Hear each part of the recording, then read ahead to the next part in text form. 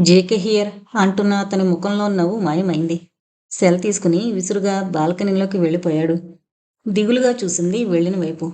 అలవాటు చేసుకోవాలి. ఒక పొలిటీషియన్, అందులోనూ ఓ మినిస్టర్తో జీవితం ఇలాగే ఉంటుంది. నవ్వుకుంది అంతలోనే. అప్పుడే దిగులు, అప్పుడే ఆనందం. ప్రేమలో పడ్డవారి మొదటి లక్షణాలు అని ఎక్కడో చదివిన మాట గుర్తొచ్చింది. దాదాపు అరగంట అయింది, గంట అయింది. విసుగ్గా వాచ్ చూసుకుందామే. లేచి బాల్కనీ వైపు నడిచింది. మాటలేవీ వినిపించడం లేదు. తటపటాయిస్తూ తలుపు తోసింది. బాల్కనీ గోడ మీద చేతులానించి నిర్వేదంగా బయటికి చూస్తున్నాడతను.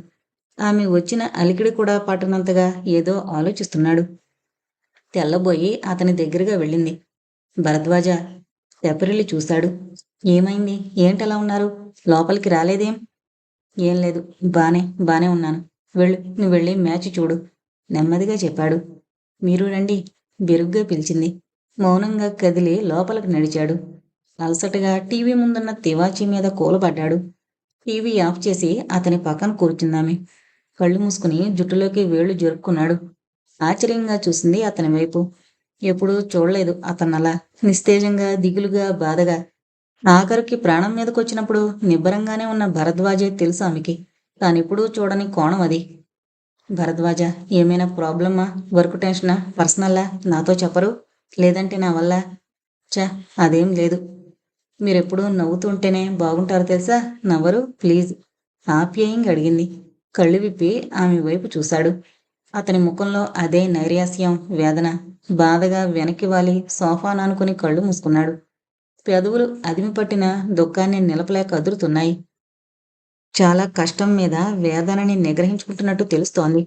అసలు భరద్వాజని ఇలా ఎప్పుడూ చూడలేదు. ఓదార్పుగా అతని భుజం మీద చేయి వేసింది. అతను కదల్లేదు. బెదురుగా చూసింది. ఎవరికైనా ఏమైనా అయ్యిందా? ఏంటిది? నాకు భయం వేస్తోంది. ఏమైంది భరద్వాజ? Anything serious? అంటూ ప్రశ్నించింది. అప్పటికే అతని వేదన చూసి ఆమె కళ్ళలో నీళ్లు చిప్పిల్లాయి. తటపటాయిస్తూ అతని తలపై చేయి వేసింది. సీరియసే మను. ఇది నేను ఒంటరిగా మోయలేను అంటూ ఇక నిగ్రహించుకోలేనట్టు అరచేతుల్లో ముఖం దాచుకున్నాడు. నిశ్చేష్టురాలైందామె. నెమ్మదిగా అతన్ని తల నిమురుతూ ఉండిపోయింది. కొద్ది నిమిషాలకి సర్దుకున్నాడు. భయపడ్డావా? నవ్వడానికి విఫల ప్రయత్నం చేశాడు. రెప్పార్పకుండా ఒక క్షణం ఆమెను చూశాడు. నీ ఒళ్ళో తలపెట్టుకుని పడుకోవచ్చా? అడిగాడు. షాకింగ్గా చూస్తూ నెమ్మదిగా తలూపి అప్రయత్నంగా చేయి సాచింది. మెల్లగా జరిగి ఒడిలో పడుకుని ఆమె చేతిని తన గుండెలు కాంచుకున్నాడు. ఆశ్చర్యంగా చూస్తూ రెండో చేత్తో అతని నుదుటి మీద పడుతున్న క్రాఫ్ని సున్నితంగా వెనక్కి నెట్టింది. చిన్నగా నవ్వాడు. ఈ క్రాఫ్ బదులు నాకు బట్టతల ఉండుంటే? నవ్వుతుంటే అతని కళ్ళల్లో ఇంకా నిల్చున్న నీటి తెర సన్నగా మెరిసింది. హెయిర్ వీవింగ్ చేయించుకునేదాన్ని, లేదా మంచి విగ్గు కొనిచ్చేదాన్ని. చిన్నగా అతని తలపై కొట్టి చెప్పింది. నన్నేమీ అడగవా? మీ ఇష్టం. మీకు చెప్పాలనిపిస్తే చెప్పండి. అయినా ఓదార్పు అనేది చల్లగా సేద తీర్చేదే గాని తరచి తరచి ఎంక్వైరీలు పెట్టేది కాదని నా నమ్మకం. లాలనగా అతని నుదుటిని రాస్తూ చెప్పింది. ఒక్కోసారి చిన్నపిల్లలా ఉంటావు, మరోసారి నాకంటే మెచ్యూర్డ్గా కనిపిస్తావెందుకు మనం? ఆమెనే కళ్ళార్పకుండా చూస్తూ అడిగాడు. మనకిష్టమైన వాళ్లలో ఎప్పుడైనా మనకు అలాగే మంచి యాంగిల్స్ కనిపిస్తాయి. కూర్మిగల దినములలో అని చిన్నప్పటి పద్యం గుర్తుందా? చూసారా, కొన్ని తెలుగు పద్యాలు నాకు గుర్తున్నాయి నవ్వుతూ అంది. నువ్వు దొరకడం నా అదృష్టం మను, ఆరతిగా చెప్పాడు. అలా మీరనుకోవడం మీ గొప్పతనం. లేదంటే ఏ స్పెషాలిటీ లేదు నాలో. చాలా మామూలు అమ్మాయిని. మీరేమో ఆల్రౌండర్. చాలామంది ప్రొఫెసర్లు, డాక్టర్లు, మినిస్టర్లు, బిజినెస్ పీపుల్, బడా బాబులు, బాబాల దగ్గర నుంచి మోస్ట్ ఆఫ్ ది మెన్, చాలామంది మగవాళ్ళు అమ్మాయిల్ని బుట్టలో వేయడానికి వాడే పాత టెక్నిక్ ఇది. చాలా కష్టాల్లో ఉన్నట్టు ముఖం పెట్టి ఒళ్ళో తల పెట్టుకుని పడుకోవడం. వర్కౌట్ అయితే సరే, కాదంటే మరో ట్రిక్, లేదంటే మరొకరు. ఇక్కడ ఒడి అనేది ముఖ్యం. ఎవరిది అనేది అక్కర్లేదు. తెలుసా నీకు? అడిగాడు. తెలుసు, క్లుప్తంగా చెప్పింది. మరెందుకు నీ ఒడిలో పడుకుంటానంటే సరే అన్నావు? ఆమె గాజులు సవరిస్తూ అడిగాడు. మీకంత సీన్ లేదని నవ్వేసింది అతని ముఖంలోకి చూస్తూ. దూరంగా కనిపిస్తోన్న చెట్ల వైపు చూస్తూ నీతో కొంచెం మాట్లాడాలి మను అన్నాడు గంభీరంగా. చెప్పండి. నాకెవరి తోడైనా కావాలి. చాలా పెద్ద బరువిది. భరద్వాజ గొంతు వణికింది. అతని చేతిని తన చేతుల్లోకి తీసుకుంది. ఆ స్పర్శ నేనున్నానని చెప్పకనే చెప్తోంది. ఏదైనా అడుగు మనం. నా గుండె మోయలేని ఈ భారాన్ని ఈరోజు నీతో పంచుకోవాలనిపిస్తోంది. దిగులుగా అన్నాడు. మీ వర్రీ దేని గురించో నాకు తెలియడం లేదు భరద్వాజ. ఏమని అడగను? సరే, ఆ ఫోన్ కాల్ ఎవరిది? మిమ్మల్ని అంతగా డిస్టర్బ్ చేసిన ఆ పర్సన్ ఎవరు? అతను నా ఏమవుతాడని చెప్పను మనం. అతను నా నా అన్నలాంటివాడు అనొచ్చేమో. అతని గొంతు వణికింది. యు మీన్ కేశవన్నలా, మీ కజిన్? తల అడ్డంగా తిప్పాడు.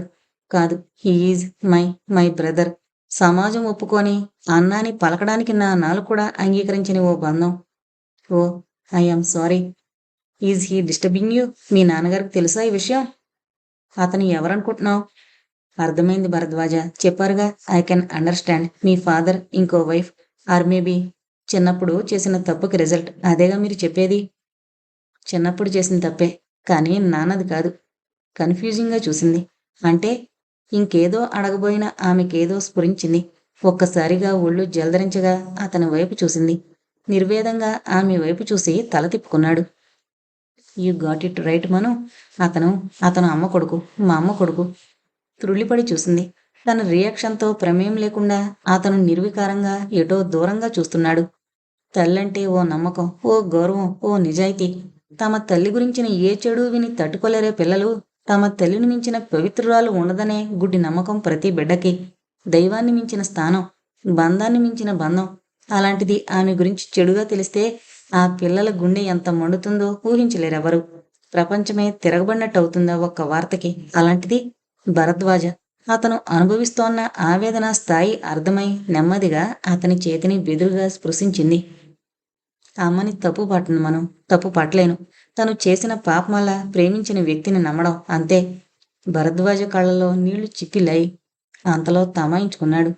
తను తమ ఇంట్లో పనిచేసే ఒక డ్రైవర్ కొడుకుని ఇష్టపడింది. అంత ఆస్తి పరపతి పేరు ఉన్న వేరే తండ్రులెవరైనా సహించరేమో కానీ తాతయ్య చాలా ఆదర్శభావాలున్న వ్యక్తి. అతనితోనే అమ్మ పెళ్లి జరిపించాలని నిశ్చయించారు. అంతలో తెలిసిందట, ఆ కుర్రవాడు అతను సినిమాల్లో ఛాన్సుల కోసం తిరిగేవాడట. చాలామంది అమ్మాయిల్ని ప్రేమించానడం, అవసరం తీర్చుకుని వదిలేయడం అతని గుణమని. అమ్మని వదలకపోవడానికి కారణం ఆమె వెనకున్న ఆస్తి. దాంతో తాతయ్య ఆ పెళ్లి వద్దనేశారు. ఆవేశంతో అతన్ని తరిమేశారు. కానీ అప్పటికే జరగాల్సిన డ్యామేజ్ జరిగిపోయింది. అప్పటికే అమ్మ ప్రెగ్నెంట్ అని తెలిసింది. భయపడ్డ తను అతన్ని పెళ్లి చేసుకోమని కోరింది. తాతయ్య చేసిన అవమానానికి రగిలిపోయిన అతను ఆవిని కాదని మద్రాసు వెళ్ళిపోయాడు. ఆ దుర్మార్గుడి వంచనకి, అవమానానికి ఏం చెయ్యాలో తెలియని పరిస్థితుల్లో తను సూసైడ్ చేసుకోబోయింది. కానీ గాడ్స్ విల్ ఈజ్ డిఫరెంట్. కష్టం మీద తను బతికింది. అంతలో మరో షాక్. అనుకోని ఓ యాక్సిడెంట్లో మామయ్య చనిపోయాడు, భార్య కొడుకులతో సహా. ఆ పరిస్థితుల్లో వేరే ఎవరైనా కుంగిపోతారేమో కానీ తాతయ్య మాత్రం తట్టుకుని నిబ్బరంగా నిలబడ్డాడు. మిగిలిన ఒక్క కూతుర్ని దక్కించుకోవడానికి తన ఆరోగ్యం బాగాలేదని గుండె ఆపరేషన్ కోసం సిటీకి వెళుతున్నట్టుగా పల్లెలో క్రియేట్ చేసి దూరంగా వెళ్ళిపోయారు.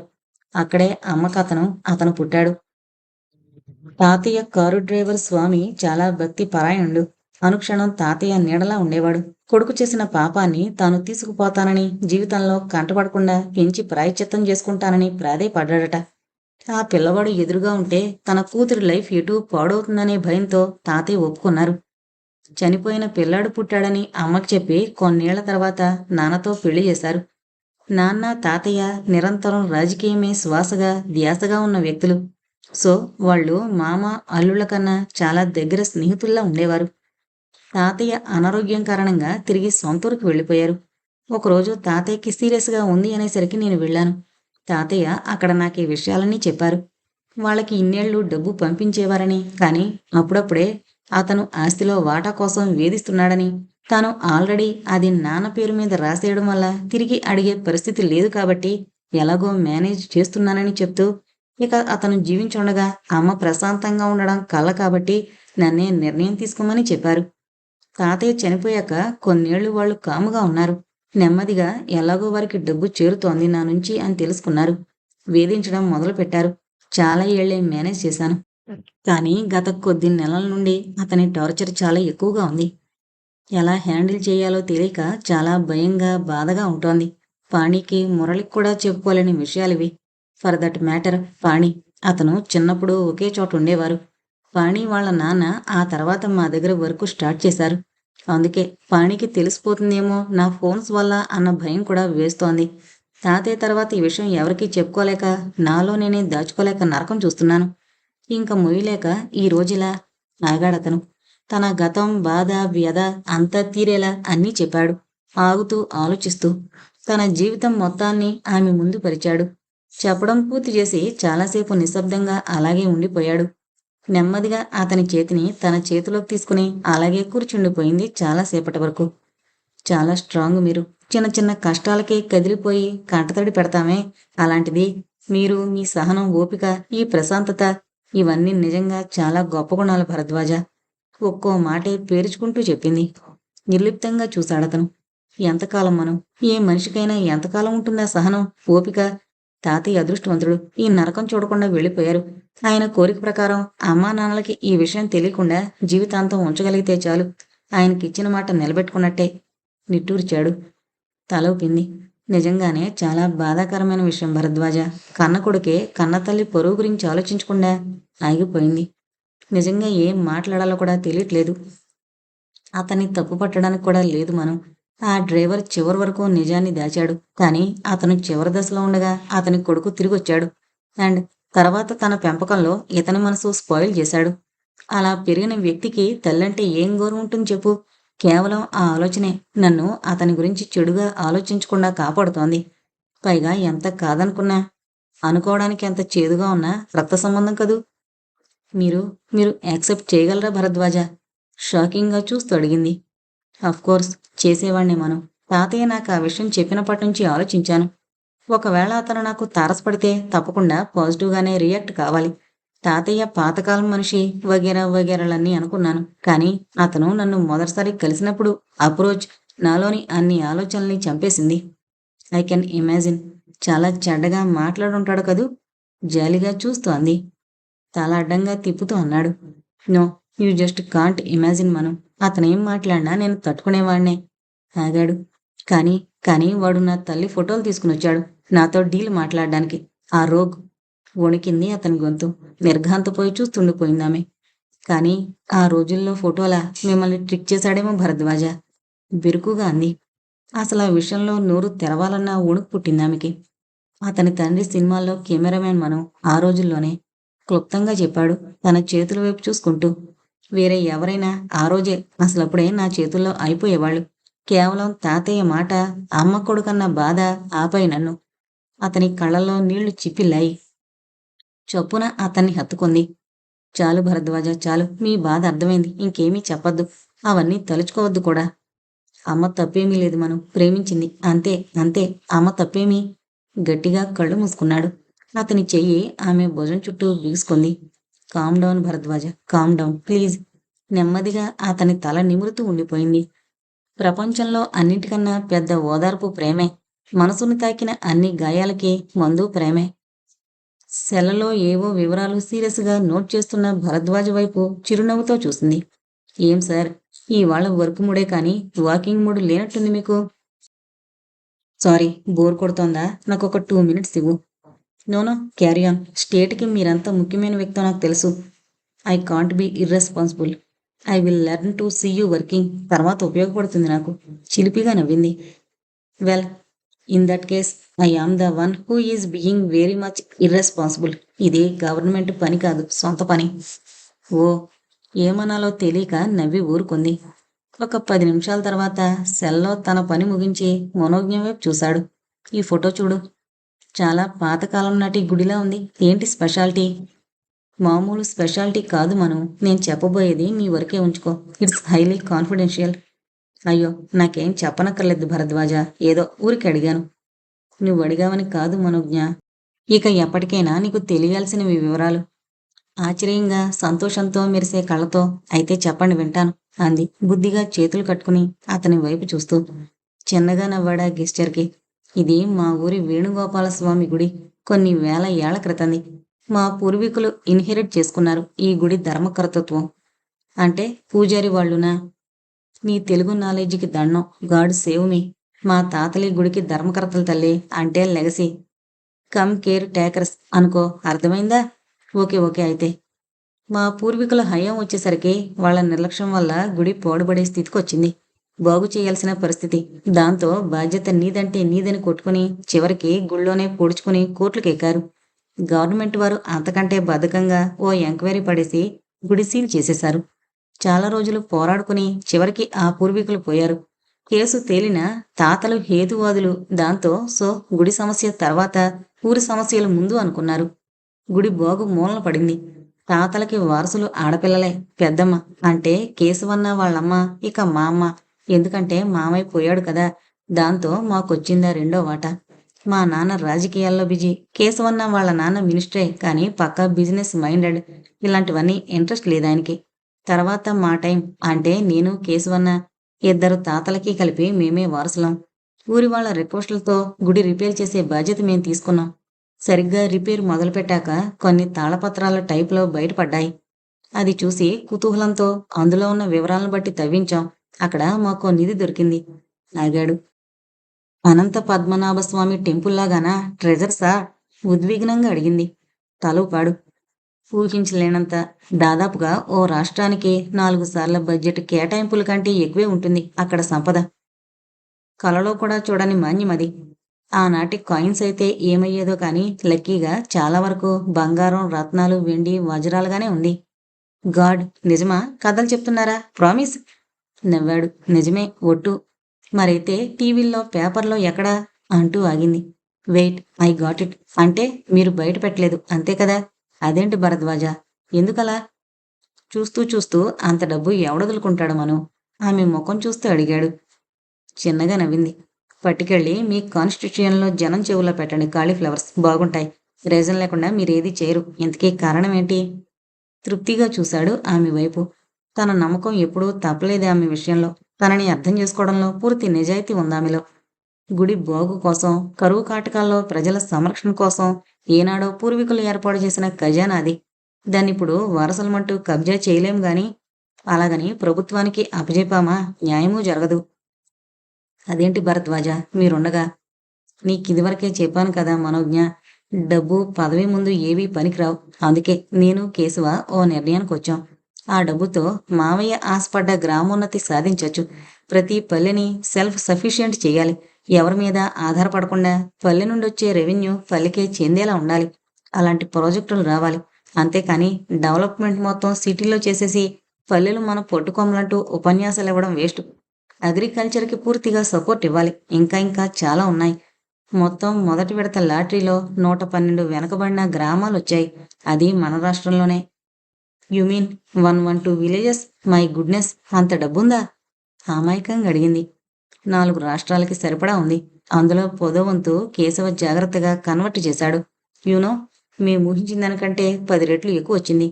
సైలెంట్గా కొన్ని ఊళ్ళలో పని మొదలు పెట్టాం. ఇదంతా చాప కింద నీరులా జరగాలి. ఏమాత్రం బయటకొచ్చినా మొత్తం డబ్బు దొంగల పాలైపోతుంది. అలా జరగకూడదు. చాలా నమ్మకమైన 10 మందిని పూర్తిగా వెరిఫై చేసి కూడగట్టుకున్నాం. ఇక ముందుకు సాగాలి. స్ప్లెండిడ్ భరద్వాజ, నిజంగా నమ్మలేకపోతున్నాను. మన స్టేట్కి కూడా కాస్త మంచి జరగబోతుందంటే. కానీ మీరు చూస్ చేసుకునేవాళ్ళు నమ్మకస్తులని గ్యారంటీ ఏంటి? నమ్మాలి మనం. దేవుడిచ్చింది మాకు చాలా ఉంది. మాకే ఖజానాలు వద్దు. మేమిద్దరం రెడీ. కానీ అందరూ మాలో ఆలోచించరు కదా. జాగ్రత్తగా చూసి ఇంచుమించు అలాంటి వాళ్ళని ఎన్నుకున్నాం. పైన తీసుకున్న ముగ్గురికి 4 తరాలకి సరిపడా ఆస్తులు సమకూర్చాం. సో దట్ ప్రజల డబ్బు కోసం కకృతి పడకుండా. ఇంత పెద్ద పని సైలెంట్గా ఎలా చేస్తారు భరద్వాజ? డబ్బెక్కడదన్న ప్రశ్న అడుగడుగునా వస్తుంది కదా. అదే మెయిన్ టాస్క్. కేశవన్న చాలా ధనవంతుడు. ముందుగా అతని తరపున చారిటీలా కొన్ని గ్రామాల్ని దత్తత తీసుకుని డెవలప్ చేసినట్టు, తర్వాత వేరే కొందరికి మంచి పేరొస్తుంది కానీ ఖర్చు లేకుండా అంటే ముందుకొచ్చేవాళ్ళు చాలామందే ఉంటారు. వాళ్ళకి మొత్తం స్టోరీ తెలియనక్కర్లేదు. మా 10 మందికి తెలుసు. అది చాలు. అసలంటూ మొదలైందిగా, చూద్దాం పోను పోను ఎలా చేయగలమో. Great job. వింటేనే థ్రిల్లింగ్గా ఉంది. హెడ్ ఆఫ్ ఆపరేషన్ మీరేగా? కాదు, కేశవే హెడ్. నాన్న కొంతవరకు గైడ్ చేస్తారు. జతిన్ ముఖ్య సలహాదారు. పాణి వర్క్ సూపర్విజన్. నేను జస్ట్ సెక్యూరిటీని అంతే. ఆహా, చెప్పకండి. మొత్తం పిక్చర్ డైరెక్టర్ అని తెలుస్తూనే ఉంది. అవును, అంతా మీ వాళ్లే ఉన్నారా? 5గురం మేము. ఇంకా ఒక కంసాలి, మేస్త్రి, ఇంజనీర్ ప్లస్ పాయల్ బాబీ. మరి స్నిగ్ధ గారు, మురళి గారు? ఫ్యామిలీ ఫంక్షన్కి పిలుస్తున్నాను అనుకున్నావా? మా అమ్మ కూడా తెలియదు ఇదంతా. Sorry, never mind. కాస్త కన్విక్షన్ ఉన్న వాళ్ళని తీసుకున్నాం. అంటే వేరే వాళ్ళకి లేదని కించపరచట్లేదు. నా ఉద్దేశం అది కూడా కాదు. ఎక్కడా నోరు జారి లీక్ చేసే తత్వం ఉండకూడదు. దాంతోపాటు అక్కడుండి చేసే ఓపిక, దాని మీద ఆలోచించే కోరిక, అమలుపరిచే నేర్పు అదో యజ్ఞం. సో పూర్తయ్యేలోపు వెనుతిరగకూడదు. కేశవ్ గారి ఎందుకు హెడ్డు? మీరెందుకు? ఆమె పూర్తి చేసేలోపే చెప్పాడు. 3 కారణాలున్నాయి. మొదటిది, తను అక్కడే ఉండి అంతా పర్యవేక్షిస్తాడు. రెండవది, కేశవ పిల్లలు గలవాడు. ఈ యజ్ఞం ఆకూడదంటే దీనికి వారసత్వం ముఖ్యం. ఎవరో బయటి వాళ్ళకి మనం ఎన్ని కబుర్లు చెప్పినా వేరు, మన పిల్లల దారి వేరు. ఏదైనా సరే బాల్యంలో వేసిన బీజమే చెట్టే ఎదుగుతుంది మనం. సో ఆశయాల్ని ముందుకు నడిపించే వారసులు అతనికున్నారు. నా వంశంలో నేనొక్కడినే. నాకు పెళ్లి కాలేదు, పిల్లలు లేరు. సో ముందు నుంచి హెడ్ ఎవరో వారి మాటే చెల్లుబాటు అవుతుంది. కేశవన్న నిజాయితీకి మారు పేరు. పెదనాన్న చనిపోయినప్పుడు పదవొచ్చినా అడ్డదారులు తొక్కాల్సి వస్తుందని రాజకీయాలనే కాదనుకున్న వ్యక్తి. అంతకంటే మంచివాడు దొరకడు. ఏంటి ఆలోచిస్తున్నావు? దూరంగా ఉన్నవాడే అంత మంచివాడైతే అందులో దిగు కూడా వ్యక్తిత్వాన్ని పోగొట్టుకొని వారెంత మంచివారా అని చిన్నగా నవ్వాడు. అర్థమైంది. Thanks for saying so. ఇంతకీ ఇదంతా నాకెందుకు చెప్తున్నారు? తెలుసుకోమను. తెలుసుకుంటే తప్పులేదుగా. అవును, ఇంతకీ మూడో కారణం? వెల్, చెప్తే ఫీల్ అవుతావు. లేదు, చెప్పండి. నా మీద ఇప్పటికే 2 సార్లు అటాక్స్ జరిగాయి. సో నాకన్నా సేఫ్ జోన్ అయితే కేసువే కదా. ఏ రోజు చేస్తానో తెలియని నాకంటే మాట పూర్తయ్యేలోపు తాకింది అతని చెంపకి ఆమె చెయ్యి చెళ్ళుమంటూ. Just shut up Bharadwaj, shut up. How could you say that? ఆమె కళ్ళలో గిరున నీళ్లు తిరిగాయి. సారీ అంటూ అయోమయంగా ఆమె వైపు చూస్తూ అప్రయత్నంగా చెంప తడుముకున్నాడు. తననామె కొట్టిందన్న విషయం అప్పటికి అర్థమై చొప్పున చుట్టూ చూశాడు. ఎవరూ లేరు. అంతలో తేరుకుందామె. తనేం చేసిందో రిలీజ్ అయ్యి అదిరిపడింది. గాడ్, నేను ఐఎమ్ సో సారీ. అసలు అనుకోలేదు. మీరలా అనేసరికి కోపంలో నిజంగా చాలా చాలా తప్పు చేస్తాను. క్షమించండి భరద్వాజ. Really very sorry. వణికిపోయింది భయంతో, బాధతో. ఒక్కసారిగా పకాలను నవ్వేశాడు. It's okay. My God, shock of life. Manu, చూడ్డానికంత సన్నంగా ఉన్నావు. బానే కొట్టావే. ఏం తింటుటావేంటి? అయ్యో, రియల్లీ సారీ. గట్టిగా తగిలిందా? అతని చెంపని బెరుగ్గా స్పృశిస్తూ అంది. నవ్వాడు. ఏంటి, ఆ రోజు కొట్టానని పగకి పగ టైపులో? అయ్యో నిజం భరద్వాజ, ఒట్టు. అదేం లేదు. సారీ. మీరు చనువిచ్చారు కదా అని మరీ నెతికెక్కేశాను. అనుకుని చేసిన పని కాదు, నమ్మండి. Really very. జోక్ తల్లి, ఇక వదిలేయ్. మీరు నన్ను క్షమించరా? నీ మొహం ఇప్పుడేమైందని? అయినా అంతంత పెద్ద మాటలు నీకు సూట్ అవ్వవు గాని నడు వెళదాం అంటూ లేచాడు. దిగులుగా చూసింది. ఆ కళ్ళు తుడుచుకో ముందు. ఏమనుకున్నాను గాని నీ కోపం కాస్త ఎక్కువే. ఇదిగో ఇప్పుడే చెప్తున్నా. మళ్ళీ మళ్ళీ అంటే మాత్రం కుదరదు. నా వల్ల కాదు తల్లి. వెక్కిరింతగా అన్నాడు. చ, వెరీ సారీ. ఇప్పటికే చాలా గిల్టీగా. ఇంకెప్పుడు జీవితంలో అలా జరగదు. సారీ. ఆ సారీల దండకం ఆపేస్తావా? నేను వెళ్ళిపోనా? సీరియస్గా అడిగాడు. ఓకే, పదండి. ఇబ్బందిగా లేచింది. లేచి నడుస్తుంటే హఠాత్తుగా గట్టిగా నవ్వేశాడు. ఆశ్చర్యంగా చూస్తూ అడిగింది. ఏమైంది? నవ్వు ఆపుకుంటూ చెప్పాడు. నాకు 12 ఏళ్ళు ఉన్నప్పుడు అనుకుంటాను. స్కూల్ ఎగ్గట్టి సినిమాకి వెళితేనో లేక ఏదో చేస్తే నాన్న కొట్టారు. అదే మొదటిది, చివరిది. ఆ తర్వాత ఇదో ఇప్పుడే. నవ్వసాగాడు. గిల్టీగా తలొంచుకుంది. అంతలో తలెత్తి, నిజంగా చాలా గిల్టీగా ఉంది. కానీ అట్ ద సేమ్ టైం ఇది విన్నాక మాత్రం గర్వంగా ఉంది. ది గ్రేట్ జేకే గారిని కొట్టి బతికిపోవడం అంటే సంథింగ్ సెన్సేషనలే కదూ. ఈ మధ్య అలాంటి గ్యారంటీలేవి లేవు తల్లి. అసెంబ్లీలో ఎప్పుడు ఎవడు వాయిస్తాడో తెలీదు. పబ్లిక్ మీటింగ్స్లో ఏ చెప్పు దెబ్బలు పడతాయో తెలీదు. చాలా మందికి సత్కారాలయ్యాయి. ఏదో దేవుడి దయ వల్ల ఇప్పటిదాకా బతికిపోయాను గాని కాంట్ సే. నవ్వాడు. కానీ నా చేతి దెబ్బ తిన్నారుగా, అల్లరిగా అంది మామూలైపోతూ. ఛ, వాళ్ళతో నీకు పోలికేంటి? నువ్వెప్పుడు అంటావే ఐఎమ్ ఆనర్డ్ అని. ఇప్పుడు నా turn. I want honoured to miss. గిల్టీగా తలంచుకుంది. చిన్నగా నవ్వి ఆమె భుజం చుట్టూ చేయి వేసి నడిపిస్తూ అన్నాడు. ఏం ఫీల్ అవ్వకు. అందరికీ జేకేనే గాని నీ వరకు భరద్వాజనే కదా. ఎప్పుడు చెప్పేదే ఇప్పుడు చెప్తున్నాను. You can be like a free bird with me. ఏం చెయ్యాలన్నా, ఏం అనాలన్నా ఆలోచించకుండా ఇలాగే ఉండు ఎప్పటికీ, సరేనా? తల ఊపింది మంత్రముగ్ధురాల్లా చూస్తూ. క్షణం తర్వాత నెమ్మదిగా అంది. It's a privilege Bharadwaj. చాలా మందికి దక్కనిది మీరు నాకిచ్చారు. నిజంగా నేను నేను చాలా చాలా lucky to have you in my life. I'm. పూర్తి చేయలేక ఆపేసింది. చిన్నగా నవ్వి అర్థమైనట్టు తలూపి ఆమె నుదుటి మీద ముద్దు పెట్టుకున్నాడు.